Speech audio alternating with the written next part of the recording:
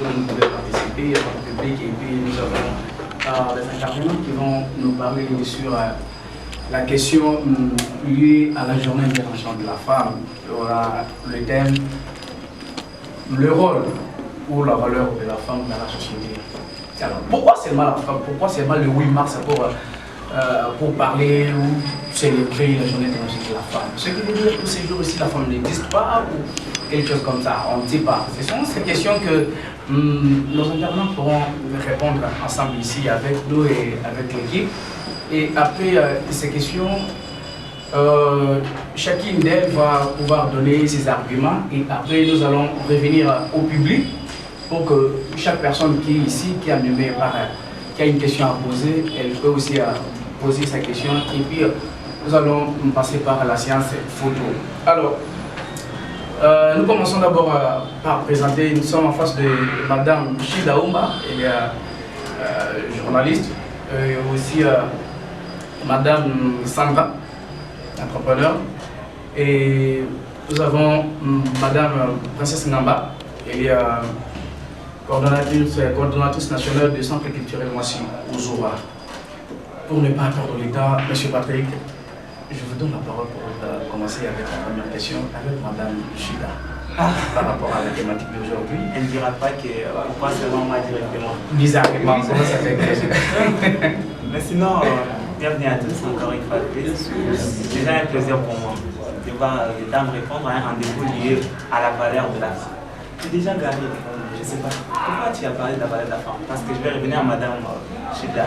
Pourquoi seulement ce terme que vous avez choisi, que nous avons choisi? Bon, je ne sais pas, c'est une question que vous posez à la première intervenante ou c'est une question parce que tu as annoncé ce thème. Oui. Du coup, je voudrais savoir avec les amis, parce qu'à cet instant, moi, je me mets du côté du public. Oui. Pourquoi seulement ce thème-là et aujourd'hui? Oui, si je peux répondre par les choix du sujet, nous tous nous sommes enseignants que c'est chaque 8 mars, il y a une célébration de la Journée internationale des droits de la femme. Okay. Alors, voilà pourquoi nous avons choisi le thème, la valeur ou le rôle de la femme dans la société. Ok, alors, et voilà. Dans ce cas, donc, je reviens à Madame Chida Oumba. Madame Chida, déjà vous êtes femme et déjà je vous vois habillée en mode tellement africain et j'apprécie ça. Dites-nous un peu, au-delà de ce que nous voyons de vous, est-ce qu'il y a une partie de vous que nous ne comprenons pas? Qu'est-ce que vous êtes forcément pour les femmes? Personnellement, si je peux dire que la femme, c'est vraiment le cerveau moteur. Malgré aujourd'hui le monde et d'autres femmes qui ne veulent pas comprendre leur utilité ou leur importance dans la société. Mais moi, personnellement, je dirais que la femme a de la valeur. La femme a de la valeur. Pourquoi aujourd'hui nous sommes célébrés par rapport à ce que nous apportons à la société. Et je dirais que c'est la femme qui fait que même la société, même le pays existe. Et surtout que si la femme est vraiment instruite, si la femme a des valeurs en elle, c'est vraiment l'empreinte qu'elle apporte à la société. Donc la femme est obligée de donner ce qu'elle a. Comme moi personnellement, je dirais que ce que j'ai appris, ce que je suis aujourd'hui, et j'influence aussi d'autres femmes de venir vers moi. Et je dirais qu'aujourd'hui, on a beaucoup de choses à se dire entre nous. On a quelques conseils à donner aussi aux femmes. Ah, c'est très important ça. Et je vais aller directement vers Mme Sandra. Et partant de l'idée de Mme Chida, déjà elle dit que vous avez quelque chose à apporter à la société. Dites-nous, nous on a besoin de savoir, parce qu'aujourd'hui on avait besoin que vous nous donniez toutes les bonnes raisons pour lesquelles on va vous donner des postes dans ce pays, que vous nous accordiez toutes ces raisons-là qui feront à ce qu'on fasse des causes. Est-ce qu'il y a encore un argument ou l'équipe que vous pouvez argumenter là-dessus? Moi je dirais que la femme, c'est un mystère. La femme, c'est un monde à part. Beaucoup d'entre elles ne reconnaissent pas. La femme possède beaucoup de choses en elle et que ça demande beaucoup de détermination et la conscience. Quand tu n'es pas consciente et quand tu ne sais pas aussi ce que tu veux, tu ne verras jamais jamais ta valeur. Et la confiance en soi représente beaucoup. Et c'est une arme pour nous. Quand tu as la confiance en toi et tu reconnais ta valeur, tu ne vas pas te mêler ou te plonger dans des styles ou dans du n'importe quoi. Donc la femme, c'est un mystère. C'est un monde à part. C'est un monde à part. Un monde à part. Très bien, c'est très intéressant. Madame Sandra parlait d'un mystère, c'est très important, M. Patrick. Très important. Déjà, elle me dit un truc là-dessus. Elle dit si elle n'a pas de confiance en elle. Mais qu'est-ce que la dame qui n'a jamais entendu? C'est sa première fois d'entendre le mot confiance en moi. Pas ça. Et comment elle peut savoir si j'ai confiance? Non? Chacun va faire un examen. Est-ce que vous pouvez nous dire qu'est-ce qui démontre que réellement elle n'a pas confiance en elle? Est-ce qu'il y a des comportements, des attitudes qu'elle peut afficher et qui prouvent réellement que cette dame est dépourvue de confiance? Hein? Est-ce qu'on est d'accord avec ça? Ouais. Si je n'ai pas confiance en moi, je vais par exemple me voir inférieure aux autres. D'accord? Ça dit, il y a d'autres personnes, quand tu lui dis que tu es belle, tu es jolie, elle se regarde et se dit, est-ce que je suis vraiment jolie? D'abord, tu n'as pas confiance en toi, donc tu n'arrives pas à croire que tu es jolie. D'abord, je m'accepte d'abord que je suis jolie avant que quelqu'un d'autre me le dise. D'accord? J'accepte, je suis jolie. Donc d'ailleurs, quand tu te mets devant le miroir, tu dois te valoriser quand même. Ah non, j'ai des beaux yeux, non, j'ai des jolies lèvres, excusez-moi. Mais quand quelqu'un d'autre va me le dire, je dis non, il vient juste de confirmer quelque chose. Même je sais que je suis jolie, je sais que j'ai de beaux oreilles, je sais que j'ai de beaux yeux. Voilà, c'est ce qu'on appelle la confiance en soi. Et s'il y en a d'autres, elle a besoin de faire quelque chose, mais elle s'est dit, est-ce que ça va tenir? Est-ce que ça va marcher? Alors, quand tu as confiance en toi, je me dis, ah, telle chose, telle l'a fait, ça n'a pas marché, moi je vais le faire, ça va marcher. Je ne regarde pas ma posture, je ne regarde pas, comment dirais-je, l'endroit où je me retrouve. Je regarde en fait ce que je possède, ce qui est en moi en fait. Je me dis non, en tout cas je vais essayer. C'est ce qu'on appelle le coup du risque. Donc je vais essayer tout en croyant que ça va marcher. Donc j'ai confiance, je mets mon cœur, je mets tout en moi dans ce que je veux faire et je crois en même temps que ça va marcher. J'ai la confiance. Wow. Porte ouverte. Après chaque intervention, il y a toujours les applaudissements. Il faut quand même applaudir parce que applaudir c'est gratuit, hein? Ça ne vous coûte rien. Ça ne vous coûte rien, chère dame, cher monsieur. Ça ne vous coûte rien. À chaque intervention de transmettre le message. Comment expliquer cette capacité? Cette capacité est-elle innée ou bien c'est essayer de dire comment il y a une transmission directe et la femme a la capacité de transmettre? Moi, je dirais, la femme d'abord, c'est l'exemple, elle doit d'abord être elle-même l'exemple. Parce que tu ne peux pas donner des conseils ou apprendre à instruire les autres si vous-même vous n'êtes pas exemple. Moi je dirais aujourd'hui, et la société dit, mais est-ce que la femme est obligée de suivre tout ce qui se passe à la société? Non. Pourquoi? Je m'explique. Aujourd'hui, nous voyons le phénomène qui se passe sur les réseaux sociaux. Mais si la personne a une bonne éducation, si la personne a vraiment de certaines bases, elle se dira que non, moi personnellement, étant que moi Choulda, je me dis, depuis ma famille, depuis mon école primaire, ça, on ne me l'a pas appris de le dire devant tout le monde. Je donne un exemple. Insulter les aînés, ce sont l'éducation qu'on nous a appris dès le bas âge de nos familles. C'est une éducation de base. Mais aujourd'hui, nous voyons une femme mal instruite qui insulte et il ne se rend même pas compte de ce qu'elle dit. Elles peuvent aussi influencer la nation aussi.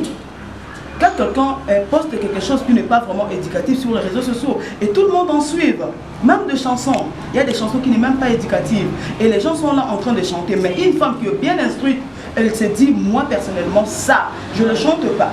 Je ne le chante pas parce que je perds de quelqu'un, mais je ne le chante pas parce que mon éducation ne me le permet pas de le chanter. Voilà. Il y a des choses que tu te dis, même l'habillement, sur l'habillement, tu te dis, quand tu te regardes même sur le miroir, tu te dis, moi Choulda, est-ce que je suis obligée de porter ces tenues? Non. Porter ces tenues, oui, c'est bien. Mais moi, personnellement, par rapport à mon éducation, est-ce que ça me permet de le porter? Je me dis non. Est-ce que pour être appelée femme, je suis obligée de m'exposer nue devant tout le monde? Je ne crois pas. Donc je suis obligée d'abandonner ou d'accepter des choses qui me vont. Donc voilà ce que je peux dire. Wow, je pense qu'il y a D'ailleurs, en posant la question, et déjà je voulais aller dans un aspect très concret, elle me dit, coach, parce que moi je suis un coach, je fais coaching, vous savez c'est un travail trop déontologique, et du coup la fille me dit, quand je me regarde dans le miroir, je me vois que je ne vaux pas la peine d'être épouse. Je lui dis, tu ne vaux pas la peine d'être épouse. Coach, je suis sincère parce que je ne me vois pas belle. Ça, elle est sûre. Sincèrement, elle sait qu'elle est laide. Et du coup, comment elle s'en sort? Parce que vous lui avez demandé de s'accepter.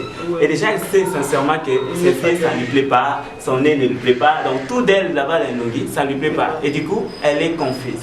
Et comment elle va retrouver? Est-ce qu'il y a vraiment des ingrédients? Parce que vous avez montré des signes pour savoir qu'on n'a pas confiance en nous. D'accord? Mais comment surmonter ces problèmes-là? Parce que déjà là, ça arrive. Et comment déjà? Et comment peut déjà? Bon, d'abord, elle n'a pas confiance en elle. C'est difficile d'abord de trouver premièrement un bon mari. Parce que si d'abord une femme n'a pas confiance en elle, elle ne peut pas trouver un bon mari. Pourquoi? Parce que un bon mari qui vient d'abord chez toi pour te chercher un mariage, d'abord pour moi je me dis c'est pas vraiment un problème de beauté. D'abord un mari qui se dit aujourd'hui d'accord je vais trouver une femme. Si d'abord tu mets l'aspect beauté et plutôt l'aspect physique, catégoriquement tu vas échouer. Pourquoi? Parce qu'il y a des femmes belles mais impolies. Il y a des femmes belles physiquement mais moins intelligentes, voleuses. Donc en elle, elle n'a pas de valeur. Mais il y a des femmes, comme on le dit, elle est quand même de Monté le dit, laides. Mais elle a quand même un cerveau. Elle a quand même des neurones qui réfléchissent. Mais moi, je peux m'accepter, oui, je suis laide, mais ma tête fonctionne. Et un homme qui cherche une épouse, la mère de ses enfants, elle ne tient pas compte. Oui, la beauté, c'est bien, mais pour moi, ce n'est pas vraiment des critères qu'un homme responsable peut tenir pour trouver une bonne femme dans le mariage. Voilà. Moi, je dirais, il y en a d'autres qui sont dits au jugement. Je donne un exemple. Un jour à l'église, notre pasteur nous a relaté une histoire d'une fille. Elle venait de l'université et puis elle a croisé notre maman pasteur. Et puis, maman pasteur l'a prêché. Elle a reçu Jésus.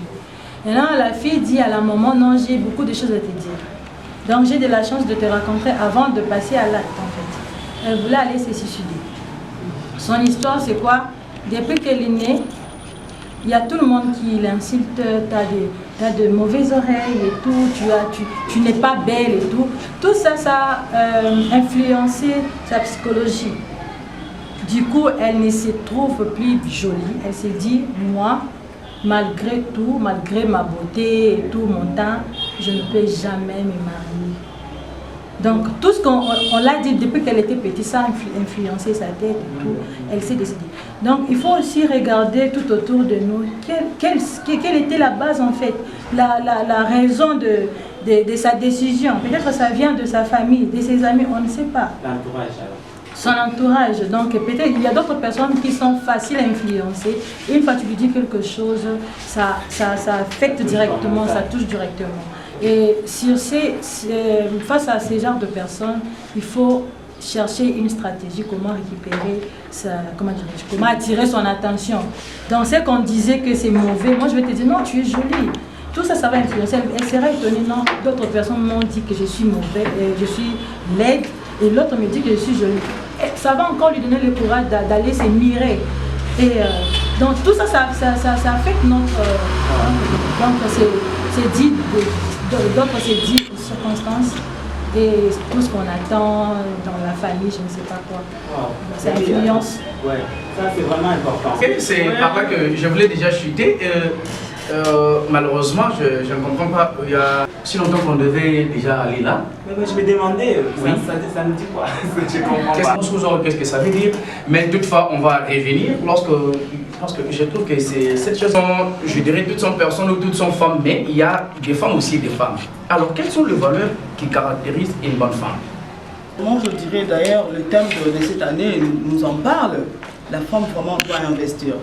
Quand on parle de l'investissement, les gens sont toujours tendance à avoir seulement l'argent. Oui, c'est bien.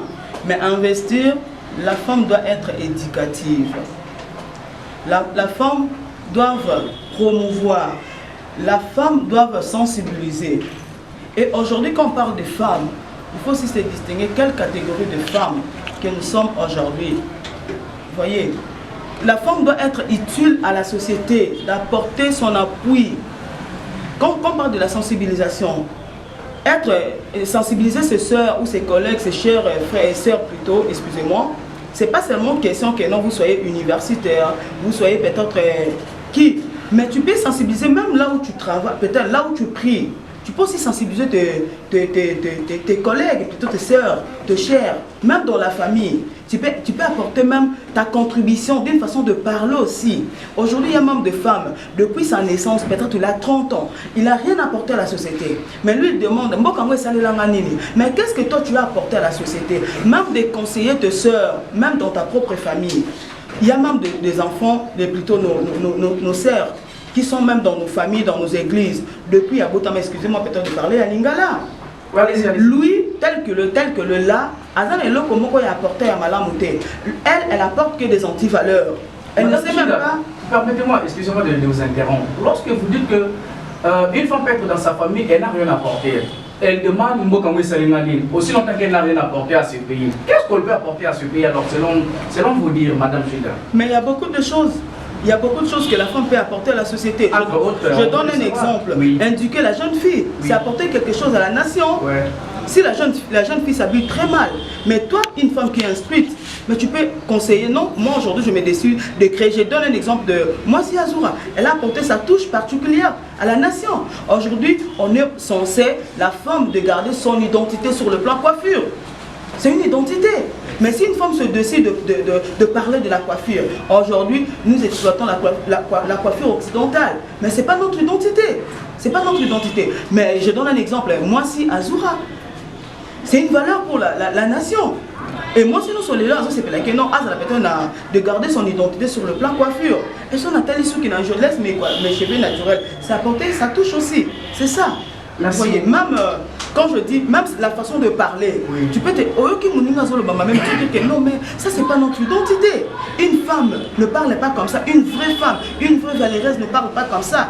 Une femme doit être soumise, même la manière de parler. Tu peux aussi éduquer tes collègues.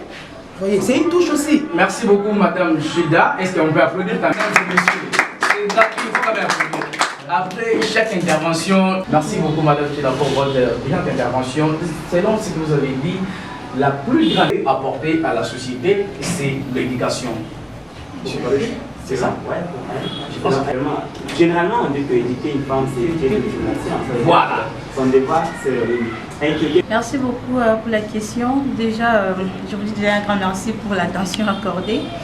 Moi, Souzoura, c'est un centre culturel spécifiquement lié à la question de l'identité coiffure parce que Madame Chulda parlait sur la valeur qu'on peut incarner. Alors, moi, Souzoura œuvre dans la promotion et la sauvegarde de l'identité coiffure de la femme congolaise. Vu que cette femme-là, elle a perdu un peu son identité, elle est presque en voie de la disparition dans la nature, si je peux me résumer dans ce sens-là. Wow.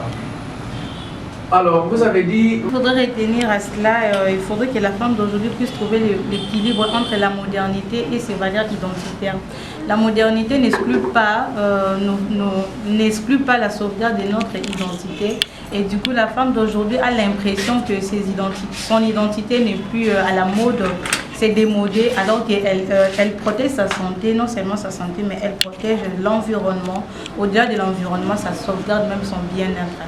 Et au-delà de ça, nous parlerons même du fait que faire recours à nos valeurs traditionnelles sous la coiffure, nous parviendrons ensemble à sauver notre planète sous la question liée au réchauffement climatique. Wow. Je vais lui demander la préservation de l'identité culturelle sur le plan coiffure. À la limite, ça serait un peu compliqué, mais j'essaierai de me résumer un peu. Okay. La question part, aujourd'hui, on ne doit pas se laisser influencer sur les normes de beauté. Aujourd'hui, ce n'est plus question de la beauté, mais c'est plutôt question de ta santé, au fait. Si on se fie juste à la beauté, on risque d'être déjà des cadavres déjà enterrés, mais on est vivante tout en étant morte déjà. Et à toutes ces femmes-là, je dis simplement qu'elles doivent être un peu assez courageuse pour reconnaître son identité, ne pas se laisser emporter sur le vague de la modernité qu'il y a aujourd'hui, trouver le parfait équilibre entre la modernité et son identité culturelle et pourquoi pas lors de mariage où on s'est vraiment dédié à la culture, elle laisse la place à la culture. Elle ne touche pas à la culture. Je prendrai par exemple l'exemple du mariage coutumier. Vous allez voir, cette femme-là, elle est habillée en pagne. Mais lorsqu'on regarde sur sa chevelure, il n'y a rien de coutumier en fait. Alors à ça au moins, elle doit peut-être être honnête et reconnaître son identité, laisser la place à l'identité, laisser aussi la place à la modernité. Il n'y a pas étouffer son identité. Ah, ça veut dire que la modernité n'est pas synonyme Des dépravations, exactement. C'est très fort ça. Et moi, je ne sais pas, on ne veut pas. Merci beaucoup pour la parole. Bonjour, bonsoir à tous.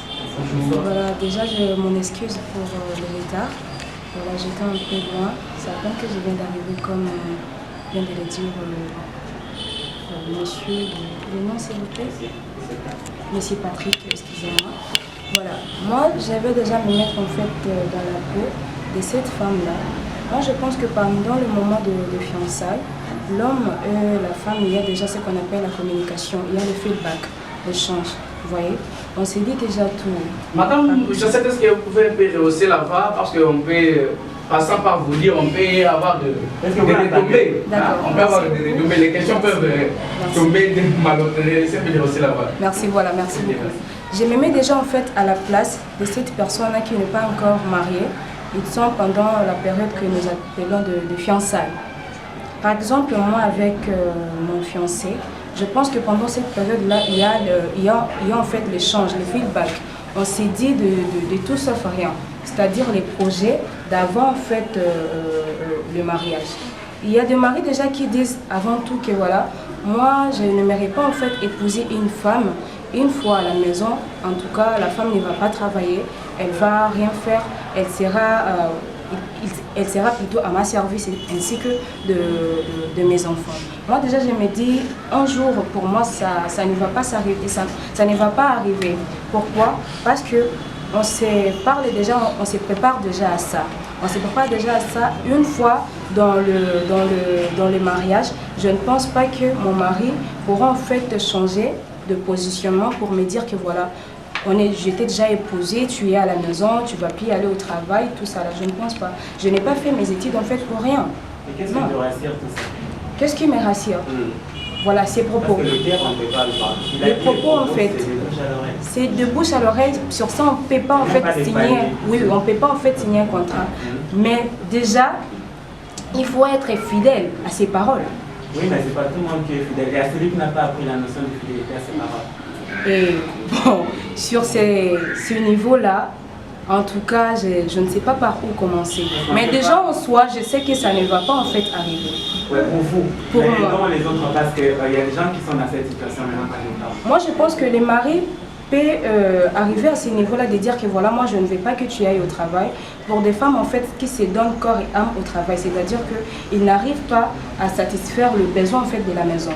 Le mal, c'est qu'il n'était jamais ouvert. Naturellement, c'est sa façon. Il n'est pas ouvert. Donc, lui, il ne veut pas te dire la vérité. Il pense qu'il va t'avoir dans son piège. Monsieur Patrick, moi, la femme et son mari. Alors, ce que je pourrais en fait dire à la femme, tout simplement, c'est de retourner et de parler avec son mari. Tout simplement. Et à la parler avec son mari, c'est à partir en fait de la communication que qu'ils peuvent en fait trouver une solution propice pour l'aider. Le point de vue du mari est déjà clair. Le point de vue du mari est clair. Tu ne clair. peux pas travailler. Qu'est-ce que vous voyez le problème? Et bon, si vous dites ça, j'arrive à ce niveau-là qu'on dit que la femme soyez soumise. J'arrive tout. Femme soyez soumise. Bibliquement, voilà. Bibliquement. Mais naturellement, ouais. En tout cas, j'étais considérée en fait de quitter le foyer. C'est tout simplement. L'homme qui dit à sa femme de ne pas travailler, si l'homme ne le fait pas savoir au préalable et que du coup dans le mariage, il sort ce côté-là, c'est déjà l'hypocrisie des 1 et des 2, il n'y a pas la soumission. Il n'y a pas question de la soumission, c'est maintenant question de la vision qu'a la femme. Et c'est pas, ça n'a rien à voir du fait que non, la femme, en refusant la proposition de l'homme, elle se montre insoumise, impossible. Et du coup, en ces moments-là, excusez-moi messieurs les journalistes, en ces moments-là, la femme, son rêve passe en premier. Et si seulement je n'arrive pas si j'arrive à bien remplir mon rôle en tant que femme de la maison, tu n'as pas le droit à m'interdire de travailler. Tu aurais dû me le dire dès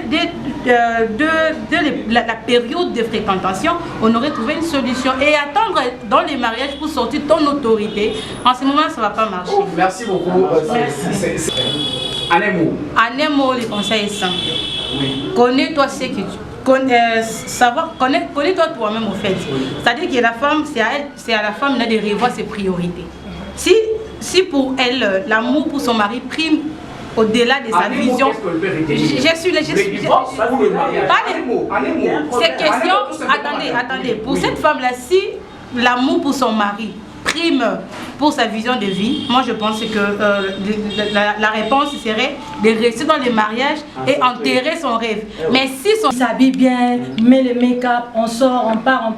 Alors qu'on pouvait prendre le temps de parler, qu'est-ce qu'on doit faire après tant. On n'a jamais eu ce genre de moments et tout. On se focalise dans des choses qui ne sont pas importantes. Et moi je vais dire à la femme, c'est juste une question de trouver un terrain d'attente.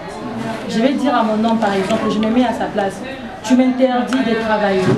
Alors qu'est-ce que tu me proposes comme activité? Parce que j'ai étudié. Et tu dis que tu ne vas pas travailler dans un bureau, alors trouve-moi une activité.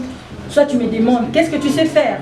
Tu me trouves au moins quelque chose qui va m'occuper. Cela ne veut pas dire que je vais abandonner mon mariage. Non, tu me trouves une activité. Je vais dire à mon homme, moi je sais faire par exemple quelque chose, je sais faire le cheveu. Ouvre-moi un salon de coiffure. Quelque chose qui va m'occuper pour ne pas pénaliser ou détruire mon mariage en fait. Je reste en paix avec mon mari, mais j'ai fait quelque chose quand même. Que dans ma tête, excuse-moi pour le final, au moment que je travaille, en même temps je prends soin de ma maison. Parce qu'il y a d'autres personnes, elles sont déjà habituées à travailler. Et l'homme, quand il tombe amoureux de la dame, il a quand même une certaine incapacité de bien dialoguer avec la dame. Peut-être le monsieur est amoureux de la dame par rapport à son apparence, par rapport à ce qu'il gagne, excusez-moi. Mais souvent, rarement des hommes qui prennent le temps au début de leur relation de parler avec sa petite amie. D'autres hommes ont honte même, d'autres ont peur. Il s'est dit, moi je suis 2-6, excusez-moi s'il y a des 2-6 ici, c'est pas grave. Mais néanmoins, l'homme restera l'homme, quel que soit l'étude, quel que soit le niveau de la femme. L'homme restera l'homme. Et l'homme doit apprendre le courage au début de leur relation, de dire à la femme, et la femme aussi doit avoir le courage d'accepter ou pas ce qu'il trouve que non, si réellement le responsable. Parce qu'il y a des choses que nous acceptons au début. Et après, ça nous crée des problèmes. Je peux donner un exemple. Un homme qui te drague, qui tombe amoureux de toi au début, et il te dit quelque chose que non, ça, toi, tu n'es pas d'accord avec ça. Et tu acceptes. Mais ça va aller jusqu'au mariage. Il y a des hommes comme ça, il y a des hommes complexés. Même quand sa femme parle, lui, il est complexé. Et à la langue, même si tu te prenais au mariage, à la langue, tu vas souffrir. Parce que déjà, il y a mon mobile à ressentir l'incapacité de mon coboyer. Et quand la femme travaille, peut-être toi tu gagnes plus que ton mari. Et à la maison, ça va barder. Et c'est dit que non, pour la condamnation, moi c'est au bien, il faut qu'il y ait suspendre d'abord le travail. Et au début, il faut vraiment prendre le temps, comme venait de dire Madame Sandra, de vraiment en parler. Mais une vraie femme responsable, au début de leur relation, elle peut déjà distinguer quelle catégorie. Alors, dans ce cas, j'ai l'impression qu'il y a des gens et c'est si je me vois, il y a malade ou bien, et puis des gens et moi, si hasard important dans la société, il faut reconnaître la place qu'il y a moi.